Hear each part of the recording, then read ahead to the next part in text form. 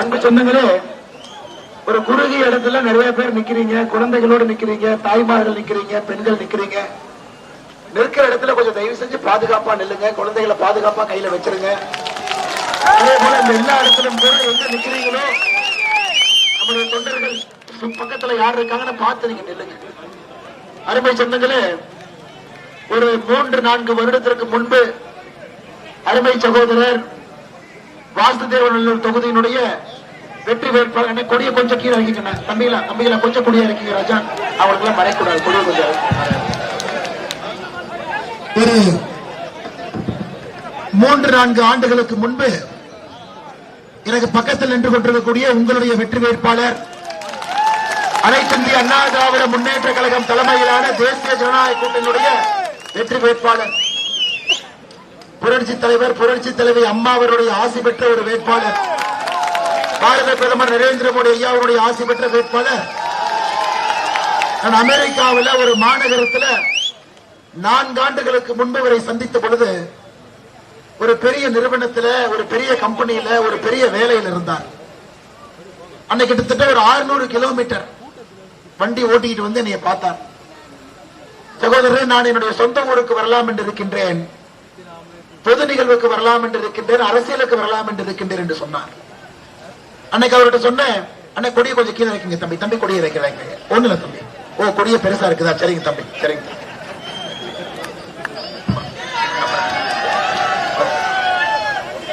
அன்னைக்கு அவர்கிட்ட சொன்னேன், சகோதரர், நீங்க அரசியலுக்கு வர்றதை கொஞ்சம் யோசிச்சு பாருங்க. கை நிறைய சம்பளம், இன்டெல் கம்பெனியில உங்களுக்கு என்ற ஒரு பெரிய பெயர், டாலர்ல சம்பளம் வருது. உங்க அப்பா அம்மா எல்லாம் கஷ்டப்பட்டு அந்த புழுதி காட்டில் உங்களை படிக்க வைத்து ஊரிலிருந்து வெளியே போய் சாதிக்க வேண்டும் என்று அனுப்பியிருக்கின்றார்.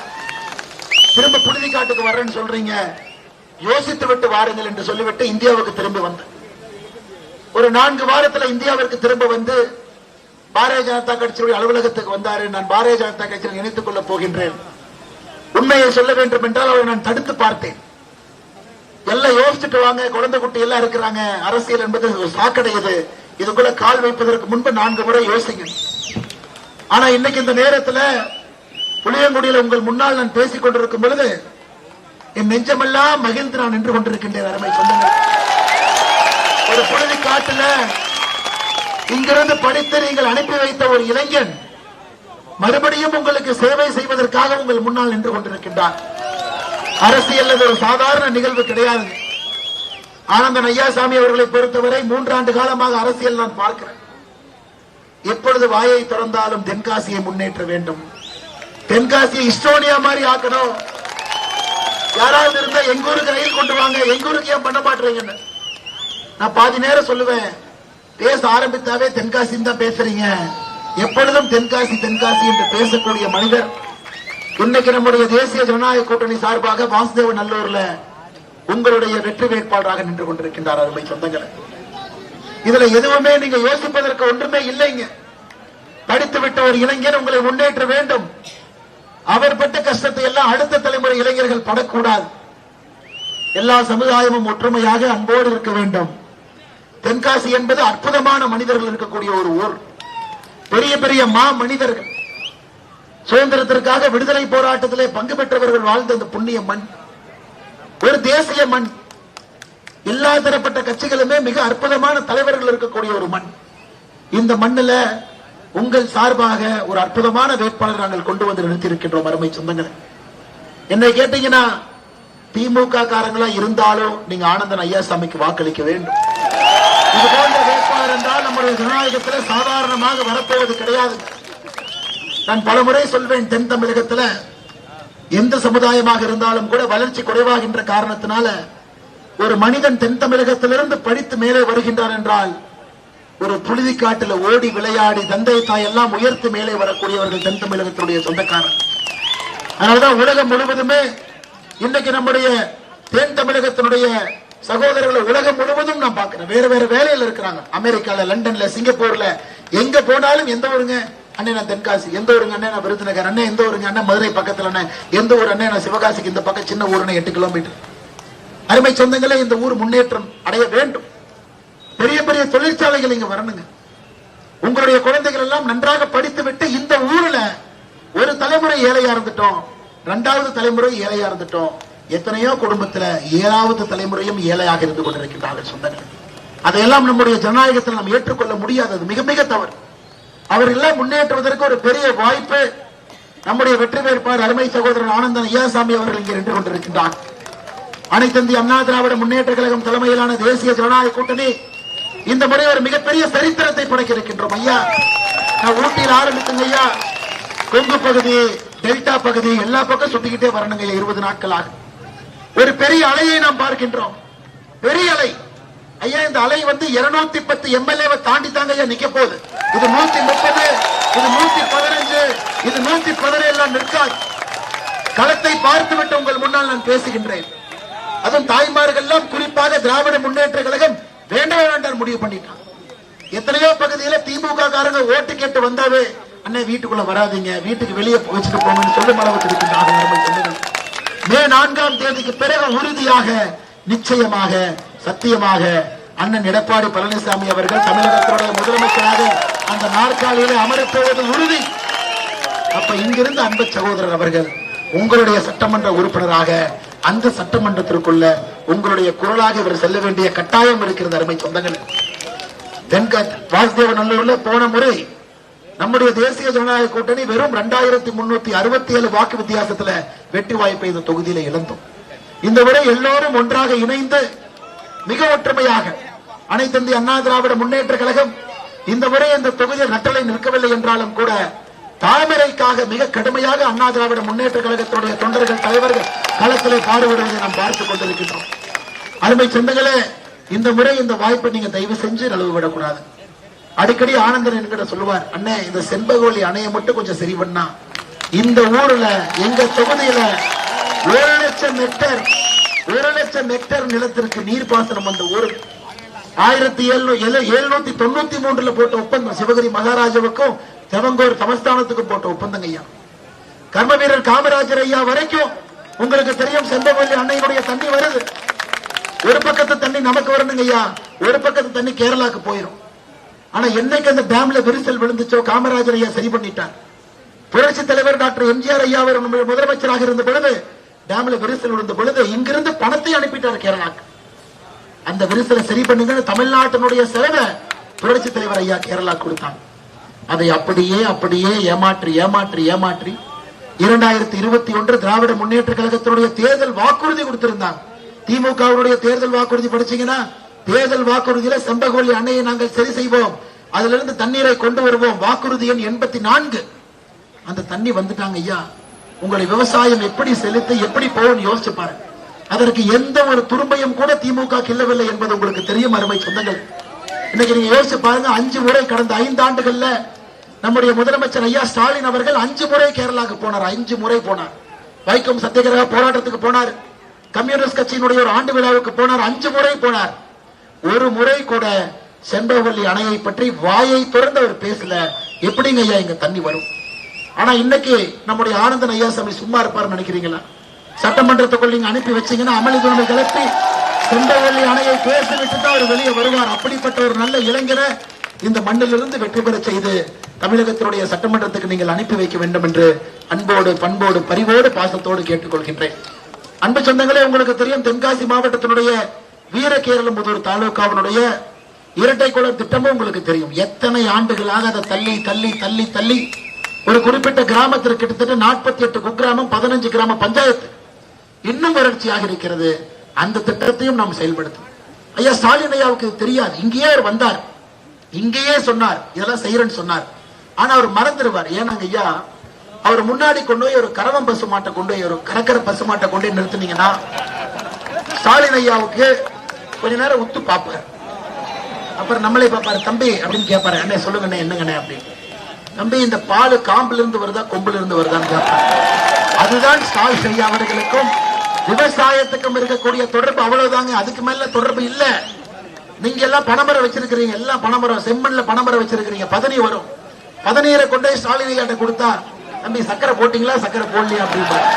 அருமை சொந்தங்களே, ஆனால் நம்முடைய அண்ணன் எடப்பாடி பழனிசாமி அவர்கள் இன்னைக்கும் விவசாயம் செய்யக்கூடிய ஒரு குடும்பத்திலிருந்து ஒரு எளிய மனிதராக தமிழகத்தினுடைய முதலமைச்சராக வர இருக்கின்றார். அவரை இந்த முறை பண்ணும் பொழுது விவசாயத்தை உயர்த்துவதற்கான எல்லா முயற்சியிலும் நம்முடைய பாரத பிரதமர் நரேந்திர மோடி அவர்கள் துணை இருப்பார்கள். நிச்சயமாக ஒரு பெரிய மாற்றத்தை நாம் கொடுப்போம் என்று சொல்லி, அருமை சொந்தங்களே, உங்களுக்கு தெரியும் இன்னைக்கு நம்முடைய அன்பு சகோதரர் ஆனந்தன் ஐயாசாமி எதிர்த்து யாருங்க நிக்கிறாங்க?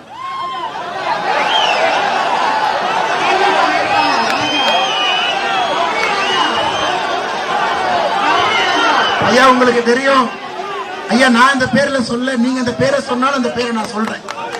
அருமை சொந்தங்களே, உங்களுக்கு தெரியும் இதுக்கு முன்னாடி சங்கரன் கோவில் தொகுதியினுடைய சட்டமன்ற உறுப்பினராக இருந்தார். சங்கரன் கோவில்காரங்க எவ்வளவு புத்திசாலிகள்னா, 25 ஆண்டுகளாக திராவிட முன்னேற்ற கழகத்தை உள்ள விடலீங்க. ஒரு சின்ன தப்பு பண்ணி போன முறைதான் திமுக காரங்களை உள்ள விட்டாங்க. ஒரு முறை உள்ள விட்டதற்கு முழு சங்கரன் கோவில கட்ட பஞ்சாயத்து பண்ணி துவச்சு எடுத்துட்டார்.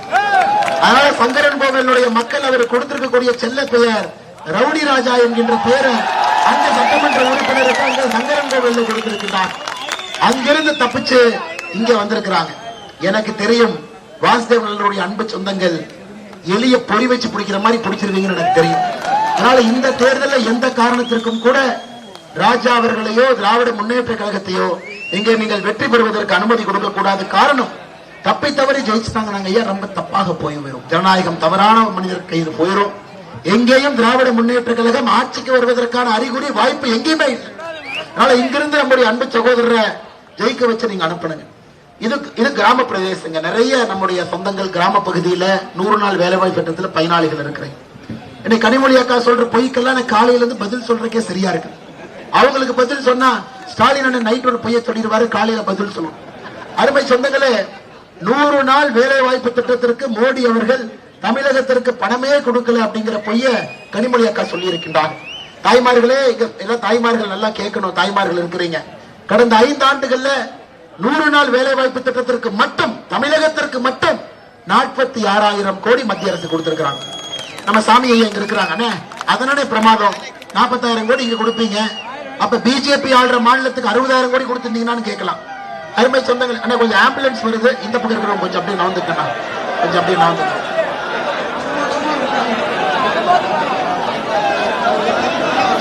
அருமை சொந்தங்களே, தமிழகத்திற்கு கடந்த 5 ஆண்டுகள்ல 100 நாள் வேலை வாய்ப்பு திட்டத்தில் 46,000 கோடி கொடுத்திருக்கோம். விசேஷம் என்னன்னாங்க, இந்தியாவில் ஒரு மாநிலத்திற்கு 5 ஆண்டுகள்ல நம்ம கொடுத்த நிதி தமிழகத்திற்கு தான் அதிகபட்சமான நிதி 46,000 கோடி கொடுத்திருக்கோம். நாம் ஆளுகின்ற பீகார் மாநிலத்திற்கு 5 ஆண்டுகள்ல 32,000 கோடி கொடுத்திருக்கோம். அதான் ஐஎஸ்ங்க. அப்படி இருக்கும் பொழுது தமிழ்நாட்டில் 100 நாள் வேலை வாய்ப்பு திட்டத்தில் இருக்கக்கூடிய சகோதரிகள் தாய்மார்களுடைய வயிற்றுல மோடி ஐயா அடிப்பாரான்னு நீங்க யோசிச்சு பாருங்க. தாய்மார்களுடைய வயிற்றுல மோடி ஐயா அடிப்பாராம். இதை ஒரு பொய் பிரச்சாரமாக ஒரு கிராமமாக திராவிட முன்னேற்ற கழகத்தினுடைய தொண்டர்கள் இந்த பொய் பிரச்சாரத்தை செய்து கொண்டிருக்கின்றார்கள். அருமை சொந்தங்களே, 100 நாள் வேலை வாய்ப்பு திட்டத்தை நாம் இன்னைக்கு 125 நாளாக மோடி ஐயா உயர்த்தியிருக்கிறாங்க. அண்ணன் எடப்பாடி பழனிசாமி அவர்கள் வந்த பிறகு 125 நாள 150 நாளாக உயர்த்துவார் என்கின்ற முழு நம்பிக்கை இருக்கு. ஏன்னா மக்களுக்கு நம்ம நிறைய வேலையை கிராமப்புறத்தில் கொடுக்கணும். அருமை சொந்தங்களே, அடுத்தது நம்முடைய கனிமொழிக்கு அடுத்த போய் நாம எதுவுமே கொடுக்கல, தமிழ்நாட்டுக்கு எதுவுமே கொடுக்கல. ஆமாங்க, உங்களுக்கு எதுவும் கொடுக்கல, நீங்க கொள்ளையடிப்பீங்க, உங்களுக்கு கொடுக்கல. ஆனா தமிழ்நாட்டு மக்களுக்கு பாரத பிரதமர் நரேந்திர மோடி அவர்கள் தொடர்ந்து கொடுத்துக்கிட்டே தான் இருக்கார். ஐயா நீங்க பாருங்க, நம்ம இருக்கக்கூடிய இந்த புண்ணிய புளியங்குடி மண், இதற்கு புவிசார் குறியீடு உங்களுடைய எலுமிச்சைக்கு நாம கொடுத்தோம். உங்கள்கிட்ட சொன்னபடி எண்மண் எண்மக்கள் யாத்திரையில சொன்னபடி உங்களுக்கு புவிசார் குறியீடு ஐயா மத்திய அரசு கொடுத்துருச்சு. இன்னைக்கு எல்லோருமே புளியங்குடி எலுமிச்சை எங்கன்னு கேட்கிறாங்க. இன்னைக்கு நம்ம அமெரிக்காவோடு ஒப்பந்தம் போட்டிருக்கிறோம், வர்த்தக ஒப்பந்தம் போட்டிருக்கிறோம் ஐயா. ஐரோப்பியனோடு வர்த்தக ஒப்பந்தம் போட்டிருக்கோம். எனக்கு தெரியும் இன்னும் 5 ஆண்டுகள் கழித்து புளியங்குடியில் இருக்கக்கூடிய யாரோ ஒரு இளைஞர், யாரோ ஒரு சகோதரர் இங்க எலுமிச்சம்பழம் இருக்கு பாருங்க. 5 ஆண்டுகள்ல ஒரு நபர் 100 கோடி ரூபாய் டர்ன் ஓவர் நீங்க புளியங்குடியில பண்ணத்தான் போறீங்க. அதை நீங்க சரியா பண்ணணும். ஆனா அதற்கு குளிர்பதன கிடங்க கொடுத்திருக்கிறாங்களா அவங்க திராவிட முன்னேற்ற கழகத்தினுடைய அரசு? இல்ல, மத்திய அரசு கொடுக்கலாம். ஆனா மாநில அரசு அந்த சலுகையை செய்யணும். அதையும் கூட இந்த முறை நாம் தான் செய்ய இருக்கின்றோம். அம்ரித் பாரத் திட்டத்தின் கீழ் தென்காசி சந்திப்பு ரயில் நிலையத்தினுடைய மறுசீரமைப்புக்கு 32 கோடி ரூபாய் செலவு செய்திருக்கின்றோம். விருதுநகர் தென்காசி சந்திப்பு ரயில் பாதை மின்மயமாக்கல் பணிகள் 161 கோடி செலவில் முடித்திருக்கின்றோம்.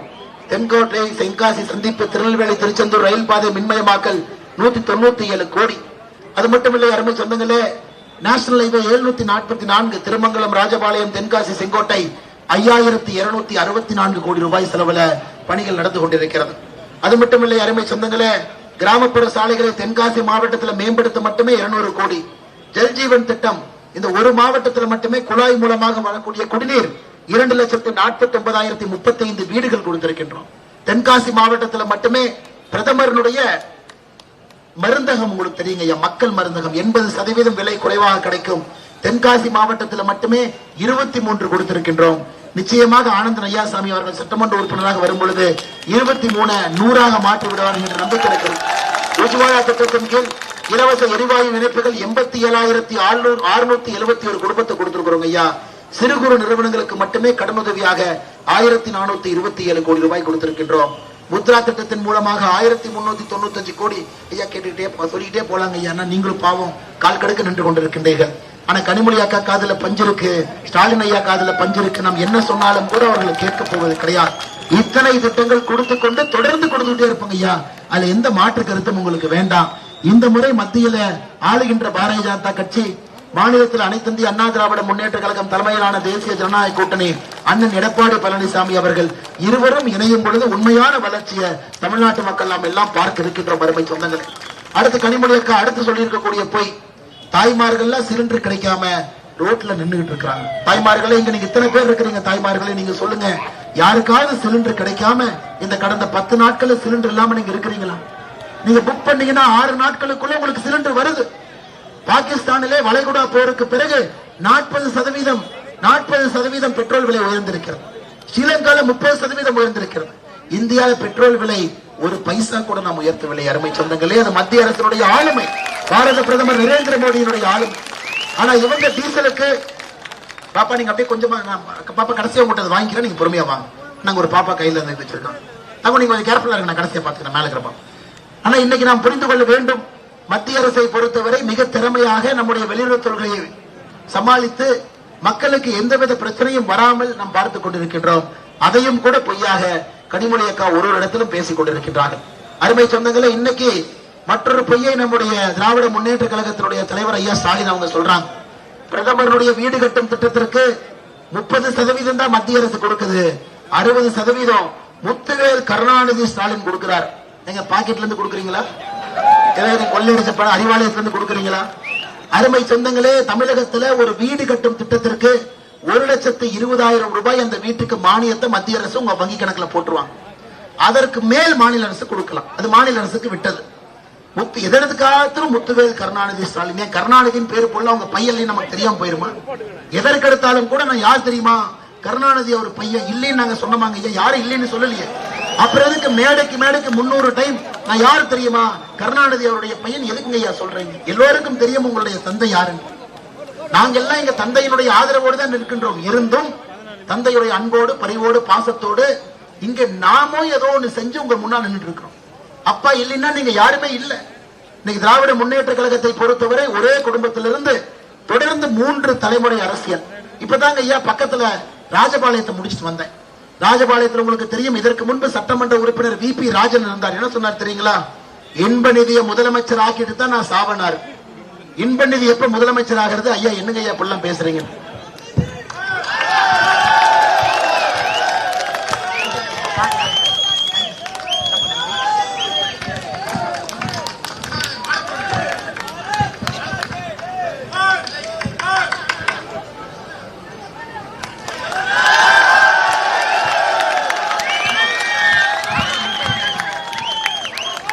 அருமை சொந்தங்களே, கடந்த ஒரு 3-4 நாட்களாக நாம் இன்னொன்றையும் பார்த்துக் கொண்டிருக்கின்றோம். அண்ணன் எடப்பாடி பழனிசாமி அவர்களை பற்றி முதலமைச்சர் அவர்கள் பேசக்கூடிய தரைகுறைவான விமர்சனத்தை நம்ம பார்த்துக்கிட்டு இருக்கோம். நேற்று நம்முடைய ஐயா MK ஸ்டாலின் அவங்க சொல்லியிருக்கிறாங்க, அண்ணா என்கின்ற பெயரை பயன்படுத்த அதிமுகவினுடைய பொதுச் செயலாளர் அண்ணன் எடப்பாடி பழனிசாமி அவர்களுக்கு தகுதி இல்லை அப்படின்னு MK ஸ்டாலின் சொல்லியிருக்கிறாங்க. ஐயா இன்னைக்கு நம்ம பார்ப்போம், அண்ணா என்கின்ற பெயரை பயன்படுத்துவதற்கு யாருக்கு தகுதி இல்லை? திராவிட முன்னேற்ற கழகத்துக்கு தகுதி இல்லை. ஏங்க ஐயா தகுதி இல்லை? பேரறிஞர் அண்ணாதுரை அவர்களுக்கு குழந்தை இல்லை என்பது நம்ம எல்லோருக்கும் தெரியும். தங்கச்சி குழந்தைங்க 4 பேரை தத்தெடுத்துக்கிட்டாருங்க. இன்னைக்கு அந்த 4 பேருடைய பேர குழந்தைகள் எங்க இருக்கிறாங்கன்னு யாருக்குமே தெரியாது. ஏதோ ஒரு தொழில் பண்றாங்க, சாமானிய மனிதர்களை போல வாழ்றாங்க. 2020 அண்ணாதுரை ஐயாவுடைய கொள்ளு பேத்தி பிரத்திகா ராணி அகில இந்திய அளவில் சிவில் சர்வீஸ் பரீட்சையில 171வது ரேங்க் வாங்கி ஐஏஎஸ் ஆபீசர் ஆகும்போது பேப்பர்ல படிச்சேன் அண்ணாவுடைய கொள்ளு பேத்தி ஐஏஎஸ் ஆயிட்டாங்க. ஆனா இங்க பாத்தீங்கன்னா பாப்பா அப்படியே வச்சிருங்க, கீழே கீழே வச்சிருங்க. இங்க நீங்க பாத்தீங்கன்னா அண்ணாதுரை அவர்களை வைத்து குடும்பம் அரசியல் பிழைக்கவில்லை, குழந்தைகள் அரசியல் பிழைக்கவில்லை, பேர குழந்தைகள் அரசியல் பிழைக்கவில்லை. ஆனா பக்கத்துல விபி ராஜன் சொல்றாரு, இன்ப நிதியும் முதலமைச்சர் ஆக்கிவிட்டு தான் நான் சாவேன் என்று சொல்லுகின்றார். இந்த கொத்தரிமை கூட்டத்தை எங்கேயாச்சும் பார்த்திருக்கிறீங்களா நீங்க?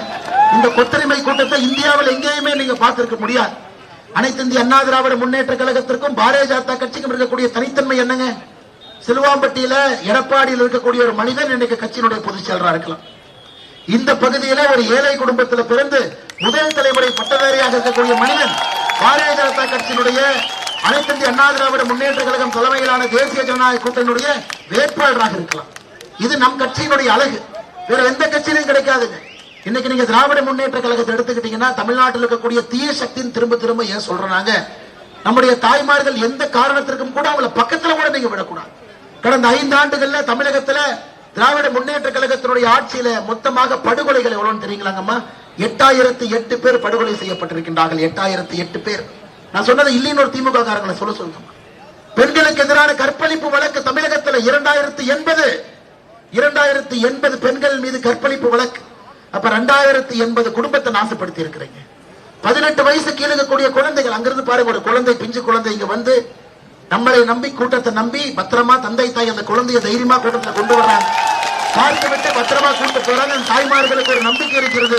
பாரதிய ஜனதா கட்சி அனைத்து இந்திய அண்ணா திராவிட முன்னேற்ற கழகம் இருக்கக்கூடிய கூட்டத்துல எல்லோருக்கும் பாதுகாப்பு இருக்கும், வந்துவிட்டு நிம்மதியா போலாம். பிஞ்சு குழந்தை நம்மளை நம்பி கூட்டிட்டு வர்றாங்க.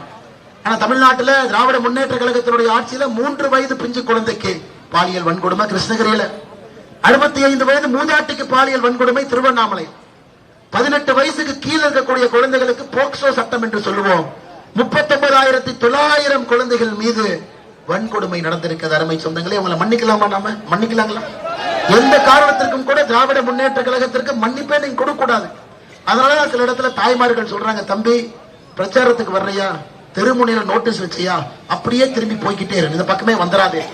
அவ்வளவுதான் தாய்மார்கள். இன்னைக்கு திராவிட முன்னேற்ற கழகத்தினுடைய தொண்டர்கள் மேல நான் தப்புன்னு சொல்லுங்க, தலைவர்கள் செய்த தவறுக்கு திராவிட முன்னேற்ற கழகத்தினுடைய தொண்டர்கள் என்று தலை உடைந்து நின்று கொண்டிருக்கின்றார். கடைசியாக தென் தமிழகத்தில் இன்னொன்னு சொல்லணுங்க ஐயா, ஒரு சகோதரரை பார்த்தேன். அண்ணன், நான் முதல் தலைமுறைங்க அண்ணே, ஃபர்ஸ்ட் ஓட்டு போட போறேன், யாருக்கு போடலான்னு கேட்டார். நான் சொன்னேன், தம்பி எங்கிட்ட கேட்டீங்கன்னா நான் என்ன சொல்லுவேன், அதிமுக நிக்கிற இடத்துல அதிமுக போடுங்க, பிஜேபி நிக்கிற இடத்துல பிஜேபிக்கு போடுங்க, குக்கர் நிக்கிற இடத்துல அமமுக குக்கருக்கு போடுங்க, பாட்டாளி மக்கள் கட்சி இருக்கிற இடத்துல பாட்டாளி மக்கள் கட்சி மாம்பழத்துக்கு போடுங்க, நாங்க எல்லாம் ஒரே கூட்டணின்னு சொல்லுவோம். அந்த தம்பி சொல்ற, அண்ணன் இல்லன்னு ஒரு மாற்றம் வேணுனே, ஒரு மாற்றத்துக்காக ஓட்டு போட்டுமான். தம்பி இதான் தம்பி மாற்றம், திமுக வேண்டாம் நாம் வேண்டும் என்பதுதான் மாற்றம். இல்லனே புதுசா ஒண்ணு போட்டுமான். தம்பி புதுசா யாருக்கு தம்பி போட போறீங்க? உங்களுக்கு எம்எல்ஏ பேர் தெரியுமா? இத்தனை நாளா அந்த எம்எல்ஏ கேண்டிடேட் அந்த கட்சியில என்ன பண்ணாருன்னு தெரியுமா? அவர் ஊர் தெரியுமா? மக்களுக்காக ஒரு குடிநீர் ஏதாச்சும் வசதிகள் பண்ணி கொடுத்தாரா? எதுவுமே செய்யல. செல்ஃபி எடுக்கிறாங்க, இப்படிங்கிறாங்க அப்படிங்கிறாங்க. அவங்களுக்கெல்லாம் என்ன தம்பி ஓட்டு போடுறேன்? யாரையும் அரசியல தவறாக பேசல, அவர்களுக்கான காலம் வரட்டும், இன்னொரு காலம் வரட்டும். ஆனால் இந்த முறை பிங்கி பாங்கி போடுற தேர்தல் இது இல்லை என்பதை நாம் தெரிந்து கொள்ள வேண்டும். அருமை சொந்தங்கள், திமுக வேண்டாம், என்டிஏ வேண்டும் என்பதில் தெளிவாக இருக்க வேண்டும். அதனால் இளைஞர் பட்டாளமே, 18 வயசுல இந்த முறை 17 லட்சம் பேர் ஓட்டு போட போறீங்க. தமிழகத்தில் ஐஎஸ்ங்க 18 வயசுல 17 லட்சம் பேர் முதல் ஓட்டு. 20 வயசுல இருந்து 29 வயசு வரைக்கும் 1,07,00,000 பேர். சாதாரணமா இல்லைங்க, 1,07,00,000 பேர். 29 வயசுக்கு கீழே 1,28,00,000 பேர் ஓட்டு போட போறாங்க. அந்த 1,28,00,000 பேர் அரசியல் எப்படி வேணாலும் மாத்தலாம். அருமை சொந்தங்களே, தயவு செய்து நான் உங்களிடம் அன்போடு கேட்டுக்கொள்கின்றேன், மாற்றத்துக்காகத்தான் நாங்க நிக்கிறோம் ஐயா, மாற்றம் வேண்டும் என்று நிற்கின்றோம். உங்களுக்கான தொழில் வளர்ச்சி. இப்ப ஆனந்தன் ஐயாசாமி இந்த பகுதியில யூத் ஐகான் இல்லைன்னா யார் இந்த பகுதியில யூத் ஐகான்? இளைஞர்களுக்காக வேலை செய்வதற்காக ஆனந்தன் ஐயாசாமி இங்கு நின்று கொண்டிருக்கின்றார். அதனால நம்முடைய வாசுதேவ் நல்லூருடைய எல்லா இளைஞர் பட்டாளமே, முதல் தலைமுறை வாக்காளர்களே, கல்லூரியில படிக்கக்கூடிய மாணவ செல்வங்களே, திராவிட முன்னேற்ற கழகத்து பொறுப்பில் இருக்கக்கூடிய இளம் தலைமுறையரே, உங்களுக்காக ஆனந்தன் ஐயாசாமி அவர்களுக்கு வாசுதேவ நல்லூர்ல தாமரை சின்னத்தில் நீங்கள் வாக்களித்து அவரை வெற்றி பெற செய்ய வேண்டும் என்று அன்போடு பண்போடு பரிவோடு பாசத்தோடு உங்களுக்கு இந்த நேரத்தில் கேட்டுக்கொள்கின்றேன். அருமை சொந்தங்களே, நேரம் பாருங்க 9:45. 10 மணிக்கு பிரச்சாரத்தை முடிக்கணும். 9:45 கூட நீங்கள் எல்லாம் தைரியமாக இங்கே நின்று கொண்டிருக்கின்றீர்கள், கலையாமல் நின்று கொண்டிருக்கின்றீர்கள்.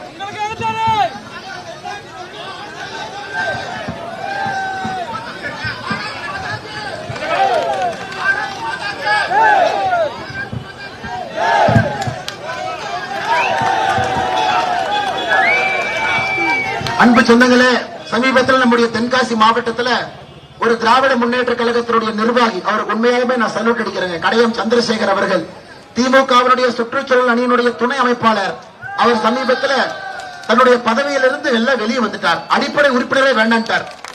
அப்பதான் நினைச்சேன், திமுகவிலும் சில பேருக்கு மான ரோஷம் இருக்கு, அவர்களை நாம் இந்த நேரத்தில் சல்யூட் அடிக்கிறோம்.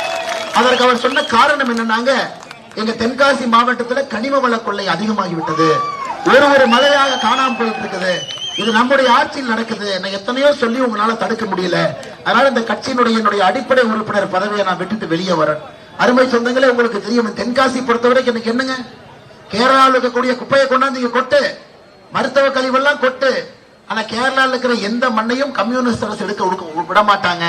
இங்க இருக்கிற மலையை உட, இங்க இருக்கிற மண்ணை எல்லாம் எடுத்துட்டு போன். அருமை சொந்தங்களே, இது நம்முடைய கடமை இல்லையா? நம்முடைய நீர்வளத்தை, நம்முடைய கனிம வளத்தை பாதுகாக்க வேண்டியது நம்முடைய பொறுப்பு இல்லையா? நம்முடைய முன்னோர்கள் அத்தனை பேர் அதை காப்பாற்றி நம்ம கையில கொடுத்துட்டு போயிருக்கிறான். தமிழ்நாடு அரசு நீங்க பாருங்க, மொத்தமா கனிம வளத்துல வரக்கூடிய வருமானமே 1000 கோடி ரூபாய்க்கு கீழே தாங்க தமிழ்நாடு அரசுக்கு வருது.